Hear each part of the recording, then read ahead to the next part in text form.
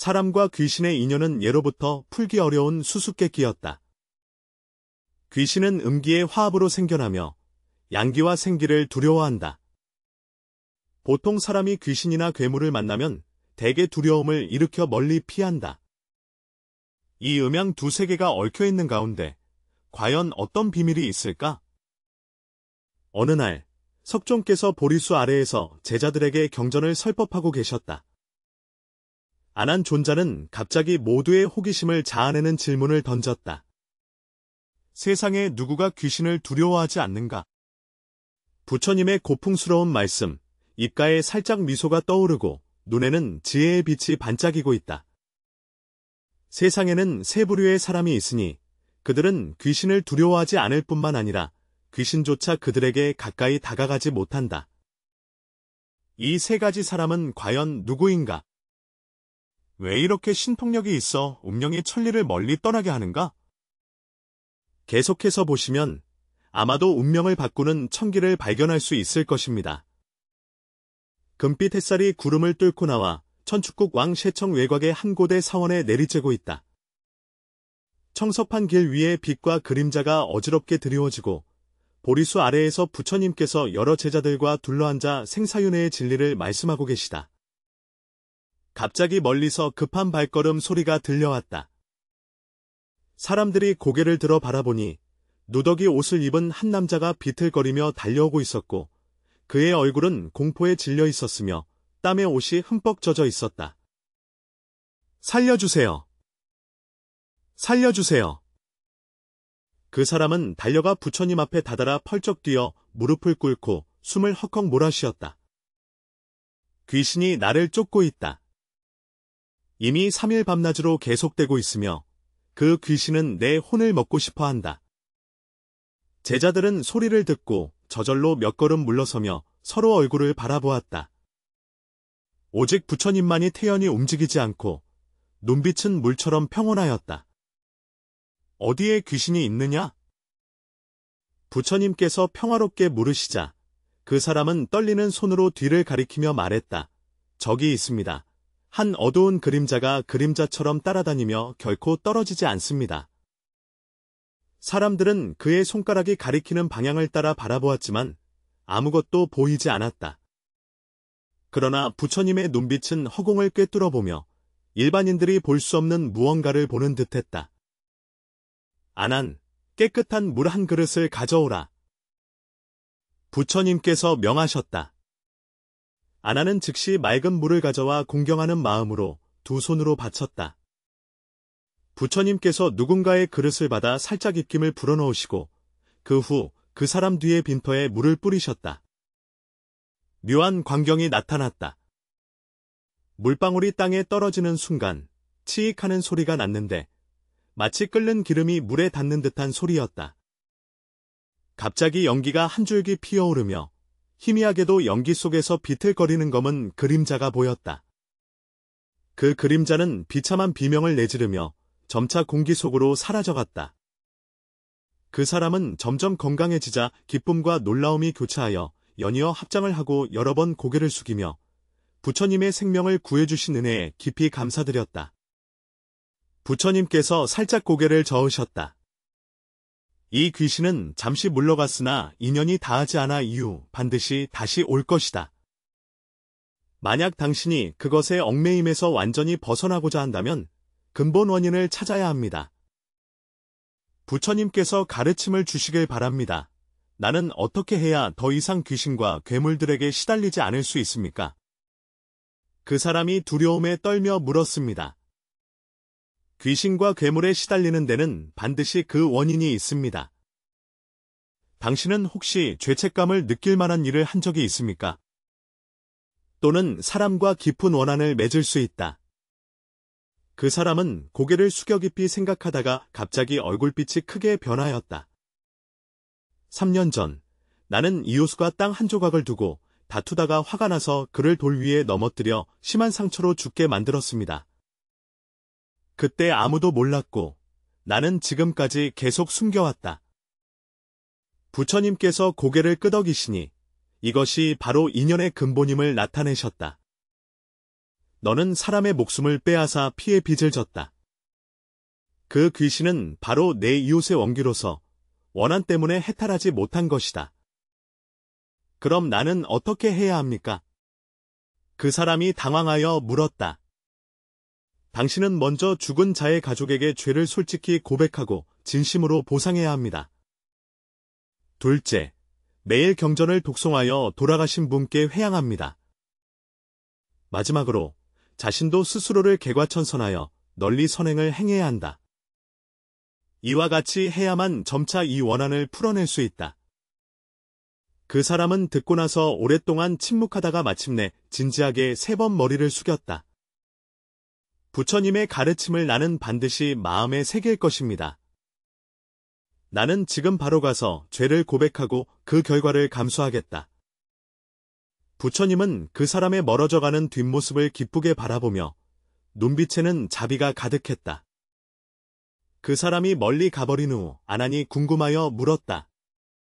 석존이시여, 어떻게 그 귀신의 존재를 발견하셨습니까? 우리 모두는 보지 못했는데요. 석존께서 미소 지으며 말씀하시되, 아난아, 귀신과 괴물은 음에 속하니 보통 사람의 육안으로는 보기 어렵다. 그러나 수행하는 이의 마음 눈이 밝으면 자연히 음양 두 세계를 통찰할 수 있다. 부처님, 세상에 정말로 귀신과 괴물이 존재합니까? 그들은 왜 살아있는 사람에게 집착하는가? 또 다른 제자가 거짓 혀로 물어보았다. 부처님께서 제자들이 배우고자 하는 마음을 보시고는 상세히 해설하셨다. 세상에는 귀신도의 중생도 있어 이것은 육도윤회의 하나이다. 사람이 죽은 후에는 생전에 지은 선악업에 따라 서로 다른 도의 중생으로 다시 태어난다.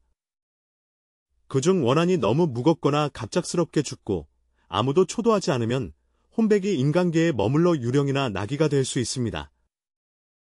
이 귀신들은 대부분 자신의 집착을 가지고 있는데 생전에 이루지 못한 소망이거나 특정 인물에 대한 강한 원한이다. 그들은 인연이 있는 사람에게 집착하여 집념이 해소되거나 마음의 소원이 이루어질 때까지 매달린다. 그렇다면 귀신과 괴물은 무엇을 두려워할까요? 어떤 제자가 물었다. 귀신은 음기에서 생겨난 것이므로 자연히 양광과 양기를 두려워한다. 이것이 바로 도깨비들이 주로 밤에 활동하며 사람들이 많은 곳을 피하는 이유이기도 하다.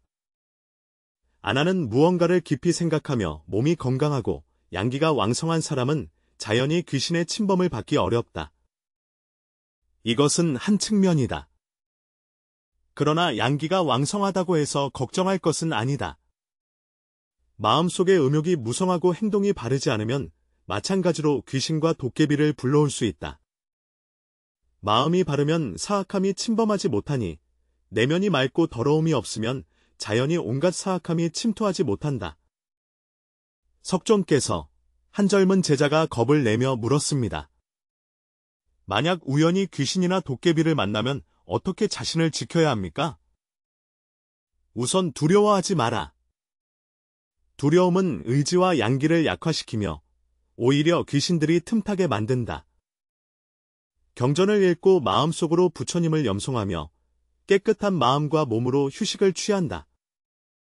가장 중요한 것은 모든 현상은 마음에서 비롯된다는 것을 아는 것이며 마음이 동요하지 않으면 귀신도 자연히 멀어진다는 것이다. 모두가 정성껏 석존의 가르침에 귀 기울이고 있을 때 멀리서 다시 발소리가 들려왔다. 이번에는 화려한 옷을 입은 젊은이가 여러 명의 시종을 데리고 있었다. 제자 7파가 석존을 뵙고 청년은 공경하며 절을 올렸다. 태일께서는 무슨 일로 여쭙습니까? 석존께서 자애롭게 물으셨다. 궁중의 공주께서 최근 밤마다 악몽에 시달려 잠에서 깨어나며 귀신이 붙어있는 것 같다고 하십니다. 여러 가지 방법을 동원했으나 아무리 해도 그 원한을 풀지 못하고 있습니다. 특별히 석존께 여쭈옵니다. 공주가 꿈에서 본 것은 어떤 종류의 귀신입니까? 그는 매일 심야가 되면 붉은 옷을 입은 여자가 창가에 조용히 서서 말없이 자신만 바라보다가 해가 밝아질 때야 사라진다고 말했다. 이 일은 이미 반달 동안 계속되어 공주는 두려움으로 점점 야위어 갔다. 부처님께서 잠시 명상하신 후 궁중에서 최근에 특히 공주와 가까웠던 남성 친척 중에 누군가가 세상을 떠났는지 알고자 하셨다. 그는 갑자기 깨달음을 얻었고 정말로 그런 일이 있었다. 반달 전 공주의 시종 여자가 갑작스럽게 세상을 떠났다. 그는 어릴 적부터 공주와 함께 자라며 자매처럼 가까웠고 공주는 한때 슬픔에 젖어 괴로워했다. 부처님이 고개를 끄덕이셨다. 이것이 바로 이유이다. 그 시녀와 공주는 깊은 정과 의리가 있었고 죽은 후에도 홀령이 떠나지 못해 그를 곁에서 지키고 있다.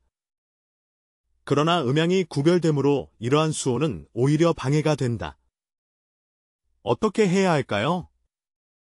부처님께서 자수에서 염주 한 줄을 꺼내어 그의 시어머니에게 건네셨다.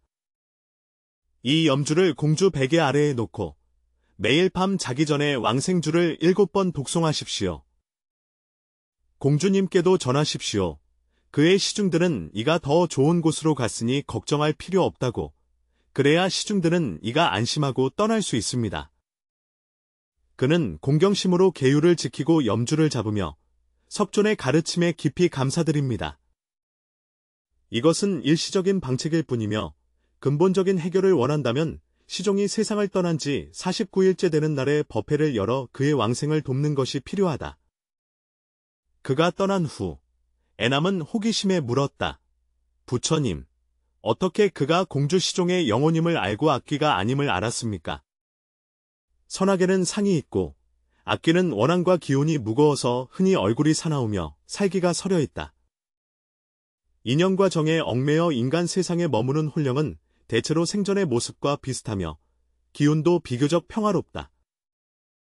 기파의 묘사에 따르면 그 붉은 옷을 입은 여자는 그저 조용히 서 있을 뿐 해치려는 의도가 없었다. 분명 정에 이끌려 머무른 것이다. 이 말씀이 제자들에게 큰 깨달음을 주어 부처님의 지혜를 더욱 존경하게 만들었다. 저녁 해가 서쪽으로 지고 노을이 마치 불꽃처럼 타올라 사원을 온통 금빛과 붉은 빛으로 감쌌다. 제자들은 방금 공양을 마치고 다시 보리수 아래에 모여 석종께 귀신에 관한 의문을 계속 여주었다. 세종께서 말씀하시길 세상에 존재하는 귀신과 신령은 대체 몇 종류인가? 그들은 각각 어떤 특징을 가지고 있습니까? 한 제자가 물었다. 석종께서는 설명하시기를 귀도 중생은 대체로 고온, 역귀, 악귀, 악귀 등으로 나눌 수 있다고 하셨다.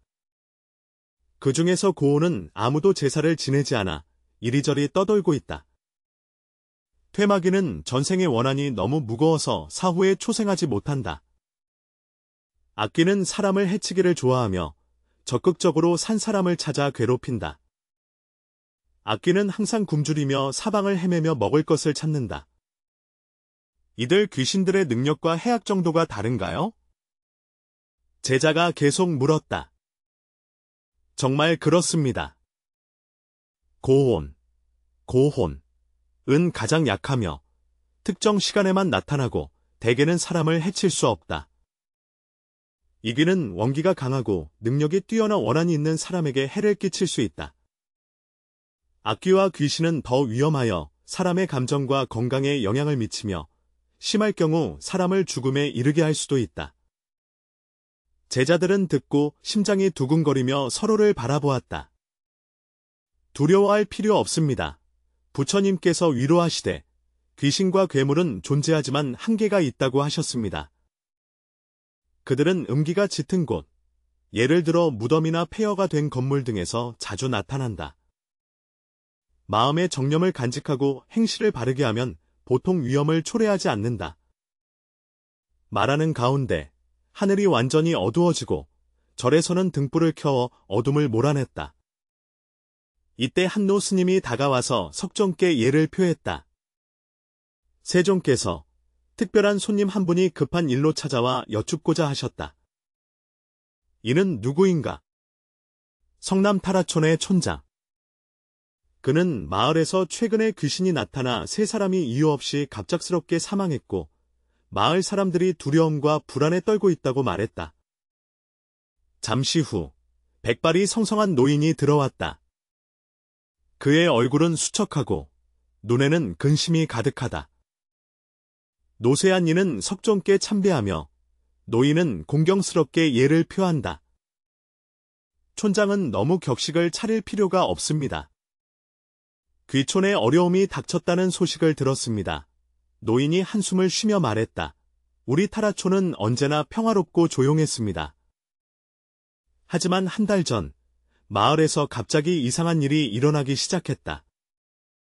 처음에는 밤에 이상한 소리만 들렸지만, 나중에는 누군가가 마을에서 검은 그림자가 배회하는 것을 보았다. 그 후에 노인의 목소리는 목이 메었다. 3명의 마을 사람들이 단 열흘 만에 연이어 세상을 떠났고 죽기 전에 모두 그 검은 그림자를 보았다고 말했다. 이 3마을 주민들은 어떤 연관이 있습니까? 부처님께서 물으시니 노인은 잠시 생각하다가 말씀하셨다. 그들은 모두 나이가 지긋한 어르신들이며 평소에는 교류가 많지 않다. 그러나 노인은 갑자기 어떤 생각이 떠올랐는데 그들은 모두 20년 전 한 차례의 사냥에 참여했었다. 그때 거대한 흑곰 한 마리를 잡아 마을 전체가 상을 밤낮으로 축하했다. 임종전에 특별한 말을 한 사람이 있습니까? 있습니다. 마지막으로 돌아가신 그 노인은 임종할 때 침대 앞에 검은 곰이 서 있었고 그 눈에는 원한이 가득 차 있었다고 말씀하셨습니다. 부처님께서 고개를 끄덕이며 말씀하셨다. 그렇구나. 그것은 검은 곰의 원혼이 돌아와 복수하는 것이었구나. 마을 촌장은 놀라서 부처님을 바라보았다. 곰 정령이 장난을 친 것이 아니라 원령이었다. 그 검은 곰은 죽임을 당한 후 강한 원한 때문에 혼령이 흩어지지 않고 원령으로 변해 복수할 기회를 기다렸다. 20년이 지나 그의 힘이 충분히 강해져서 마침내 그를 사냥하던 사람들에게 복수할 수 있었다. 그렇다면 우리는 어떻게 해야 할까요? 마을의 몇몇 노인들은 모두 그때의 포위 사냥에 참여했으며 그들은 지금 매우 불안해하고 있습니다. 부처님께서 비추욕에서 염주 한 줄을 꺼내어 그 염주를 마을 입구에 묻으시니 잠시 원한 있는 이웃의 치매를 막을 수 있었다. 그런 다음 사냥에 참여했던 사람들은 다음 보름달이 뜨는 밤에 마을 뒤 산에 올라가 그 해의 흑곰을 사냥했던 장소에 제단을 세워 예를 갖추고 진심으로 참여하며 용서를 구하라. 동시에 앞으로 다시는 생명을 해치지 않겠다고 약속하여 원한을 해소한다. 마을 촌장은 염주를 받아들고 감격의 눈물을 흘리며 부처님의 가르침에 깊이 감사드렸다. 저는 바로 돌아가서 준비하겠습니다. 진심으로 참여하는 것을 반드시 명심해야 하며 그렇지 않으면 원한을 진정으로 해소할 수 없습니다. 모든 중생은 정인이 있으며 생명을 존중해야 우주의 보답을 받을 수 있습니다. 마을 촌장은 엄숙히 약속한 후 떠났다. 제자들은 그의 뒷모습이 어둠 속으로 사라지는 것을 바라보며 부처님의 지혜가 한이 없음을 탄탄했다. 밤은 깊어가고 수많은 별들이 하늘을 장식하여 마치 무수한 지혜의 눈들이 땅을 내려다보는 듯하다. 대부분의 제자들은 이미 선방으로 돌아가 휴식하고 있었고 오직 몇몇 노련한 제자들만이 부처님 주변에 둘러앉아 오늘 본 것과 들은 것에 대해 계속 깊이 토론하고 있었다. 애난 존자께서 오랜 명상 끝에 마침내 결정적인 질문을 제기하셨다. 석존이여, 오늘 우리는 다양한 귀신들을 만나 그들의 유래와 능력을 알게 되었습니다. 나는 생각한다. 세상에 혹시 천성적으로 귀신을 두려워하지 않고 심지어 귀신이 두려워하여 가까이 오지 못하게 하는 그런 사람이 있을까? 이 질문이 나오자 다른 제자들도 숨을 죽이고 조용히 부처님의 지혜로운 가르침을 기다렸다. 정각 안은 고요함에 쌓여 촛불조차 흔들림을 멈춘 듯했다. 부처님의 얼굴은 장엄하고 자비로우며 눈에는 세속을 초월한 지혜의 빛이 반짝이고 있다. 그가 천천히 말하였다. 세상 사람들은 오직 수행자의 양기가 왕성하여 귀신을 쫓고 사악함을 피할 수 있다고 알고 있을 뿐이다. 그러나 세상에는 세 종류의 사람이 있어 영적인 존재를 보면 천리 밖으로 멀리 피하여 감히 가볍게 괴롭히지 않는다. 첫 번째 유형의 사람은 마음이 순수하고 번뇌가 전혀 없으며 고요한 정지된 물과 같다. 이 사람의 마음에는 사욕이 없고 탐욕과 진심, 무지와 극단적인 분노가 없으며 오직 자비와 희열, 나눔만이 있을 뿐이다. 마음 상태가 이토록 맑은 사람은 자연스럽게 순수한 에너지를 발산한다. 이러한 에너지는 이글거리는 태양과 같아 귀신과 도깨비가 이를 보거든 30걸음 물러난다. 이런 사람들은 세상에 살고 있으나 마음은 연꽃과 같아 새 속에 물들지 않는다. 그들은 중생과 함께하지만 이미 새 속의 번뇌를 초월하였다. 범속한 사람이 수십 년간 수행해도 이러한 경지에 도달하지 못할 수 있으나 날마다 자신의 마음을 성찰하고 사욕과 잡념을 줄이려 노력한다면 점차 이 상태에 가까워질 수 있다. 제자들은 무언가를 생각하며 어떤 이들은 이미 자신의 수행 상태를 마음속으로 반성하기 시작했다. 부처님께서 계속 말씀하셨다. 두 번째 유형의 사람은 대덕과 대선행을 가진 자이다. 이 사람은 일생 동안 선행을 쌓고 덕을 쌓아 고통받는 중생을 구제하였으며 결코 보상을 바라지 않았다. 그는 만물을 하나로 보고 모든 중생에게 사랑과 책임감을 가득 품고 있다. 이러한 선행은 그를 둘러싸 강력한 선업의 보호막을 형성하여 어떤 사악한 귀신도 뚫지 못하게 한다. 선업은 산과 같아 하루아침에 이루어지지 않으나 선한 마음은 작은 일에서부터 시작할 수 있으며 오늘부터 시작할 수 있다. 사소한 선행이라도 조금씩 쌓이면 결국 큰 강과 바다를 이룬다. 모든 이가 한 번씩 미소 짓고 한 번씩 용서할 때 이 겉보기에는 단순한 행위들이 쌓이고 쌓여 자연스럽게 강력한 선업의 방패를 형성하게 된다. 제자들은 집중해서 경청하였고 어떤 이들은 마음속으로 몰래 서원하여 더욱 정진하여 선행을 닦으려 하였다. 세 번째 사람은 부처님의 미간에 갑자기 금빛 광채가 비추었고 전체 대전은 마치 조금 더 밝아진 듯했다. 생사를 통달하여 윤회를 두려워하지 않는 사람이다. 이러한 사람들은 생사가 단지 현상계의 환상임을 깨닫고 세상의 만물을 통찰하여 모든 것이 인연으로 인해 함을 이해한다. 그들에게는 생도 무상하고 사도 무상하며 사람도 무상하고 귀신도 무상하다. 사람이 진정으로 생사에 대한 관념을 초월하여 생에 집착하지 않고 죽음을 두려워하지 않을 때 귀신도 그에게는 우주 속의 또 다른 존재 형태일 뿐이며 두려워할 필요도 두려워할 근거도 없다. 이때 그의 마음 상태는 이미 세속을 초월하여 귀신과 괴물조차도 그를 해칠 수 없으며 오히려 그에 대해 경외심을 일으킨다. 당내는 깊은 침묵에 잠겼고 모든 제자들은 이 세상을 놀라게 할 지혜를 소화하고 있었다.